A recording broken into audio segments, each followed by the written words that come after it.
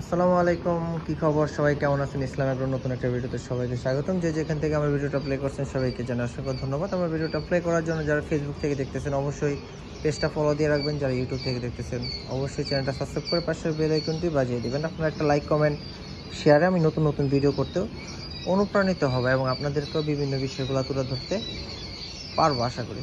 তো আজকে ঢাকা সহ আমাদের নরসিংদী জেলাতে প্রচুর ঝড় তুফান হচ্ছে, প্রচুর, যা বলার বাইরে।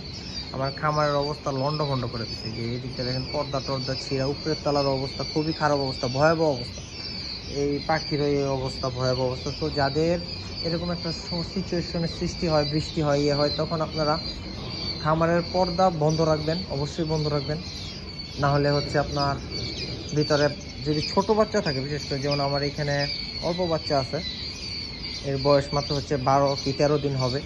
তো যাদের এরকম বাচ্চাগুলো থাকে তারা ঘর ঢাইকা রাখবেন, এবং যাদের হচ্ছে এরকম বাচ্চার সাথে, যেমন আমার এখানে আমার তো আসলে মিশ্র বাচ্চা থাকে, যেমন আমার এই ফ্লোরটাতে আমার উপরে নিচে দুইটা ফ্লোর, যারা আমাকে ফলো করেন তারা অবশ্যই বিষয়টা হয়তো বা জানেন। তো দুইটা ফ্লোরের মধ্যে আমার এখন বর্তমানে পাখি আছে আলহামদুলিল্লাহ আপনাদের দোয়ায় প্রায় 60,000-এর কাছাকাছি। সামথিং কিছু কম হতে পারে, যে পাখিগুলো মরে আর কি, মরা ছাড়া এরকমই 60-এর উপরেই পাখি নেওয়া, জিরো বাচ্চার হিসাব করলে।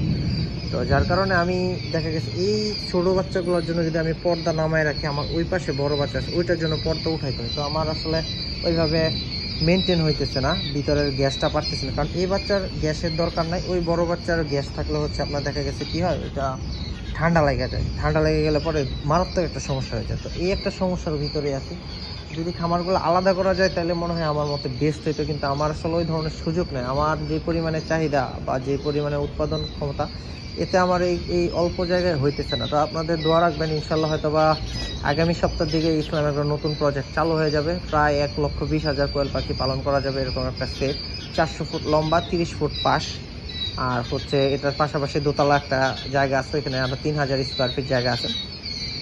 তো সব মিলায়া ইসলাম এগ্রো নতুন একটা শেড বা প্রজেক্ট ভাড়া নিতেছি, 5 বছরের জন্য এগ্রিমেন্ট করব। আল্লাহ বাসায় তো ইনশাল্লাহ নতুন যারা আসবেন তারা ওই শেডে যাবেন, এটাও থাকবে ওটাও থাকবে, আর বাসায় তো কাজ চলতেছে, ধরে রাখবেন। আশা করি ফিউচারে বলতে বর্তমানে এই নরসিংদী জেলার ভিতরে আমার মনে হয় না জিরো বাচ্চা আমার থেকে বেশি কেউ পালন করে, এটা আসলে বলাটা ঠিক না। তারপরে আলহামদুলিল্লাহ আপনার দয়া আসি, তাও পালন করতে পারে, জেলাটা তো ছোট না, অনেক বড়। তবে আমার মনে হয় ওই শেডটা হয়ে গেলে বাংলাদেশের ভিতরে জিরো বাচ্চা পালন করার মতো এত লোক পালা যাবে না, কারণ আমি আসলে ভাই ডিমের পাখিটা কম করি। আমার মূল বিজনেসটাই হচ্ছে রেডি পাখি। তো যাদের রেডি পাখি লাগে ইনশাল্লাহ যোগাযোগ করবেন, যে কোনো বয়সের পাখি আমাদের কাছ থেকে নিতে পারবেন। আমার এই একটা শেডের ভিতরে আপনি সব বয়সের পাখি পাবেন। আজকে ফুটছে মাত্র, মানে 1 থেকে 2 দিন 3 দিন 4 দিন বয়সের পাখি থেকে শুরু করে 4 দিন 5, তারপর হচ্ছে 10 দিন 15 দিন 20 দিন 25 দিন 30 দিন 40 দিন পর্যন্ত আমার কাছে পাখি পাবেন। শুধু ডিম পাড়া পাখিগুলো আমার কাছে অ্যাভেলেবেল পাবেন না, কারণ হচ্ছে আমি পাখি ওইভাবে ডিম পাড়ায় না, সিজনে শুধু ডিম পাড়াই। তো যাদের পাখি লাগে ইনশাল্লাহ ইসলাম এগ্রোতে আসবেন, দোয়া করবেন সবাই আমার জন্য। যে এই ঝড় তুফান যেগুলো আসতেছে যাইতেছে, আসলে বৃষ্টিটা বাংলাদেশে খুবই প্রয়োজন ছিল বর্তমান সময়, কিন্তু আমার জন্য একটু ক্ষতি হয়ে গেল।